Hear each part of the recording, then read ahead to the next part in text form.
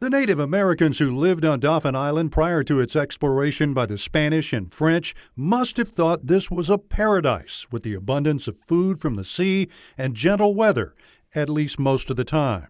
The Spanish first mapped the island as early as 1519, but it would be 150 years later that it became part of the French Louisiana colony. This was the headquarters for the French and their further exploration.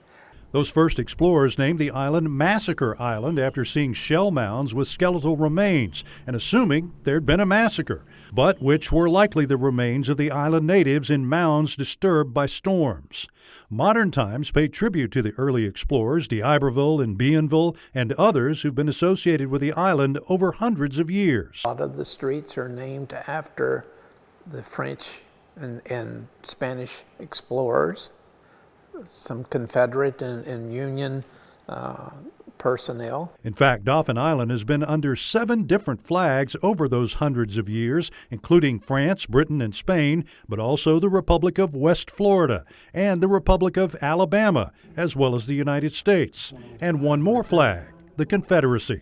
Of course, you can't talk about the history of Dauphin Island without talking about historic Fort Gaines and a little skirmish that took place right out there.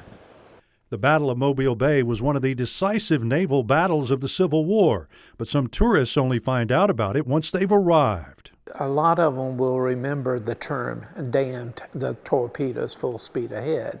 That adds a little intrigue to it, and they become a little more interested in it, and they'll come back here and then start reading. Union Admiral David Farragut was able to break through the defenses of the Confederates staked out in Mobile Bay, Fort Morgan, and Fort Gaines to take the port of Mobile. In the aftermath of the Civil War, seafood, which was always a way of life on the island, and tourism became popular. Graves said when he first came to Dauphin Island in the 1960s, he remembered seeing people harvesting oysters with tongs. I saw these people out in the boats working these tongs. And later on, I was still a young kid. I was in the maybe early 20s. I tried it just for kicks. I didn't make any headway. The technique is still used today for smaller oyster harvesters. Tourism also became a mainstay, especially with the construction of a bridge to the island in 1955, giving greater access to more people. But Hurricane Frederic destroyed that bridge.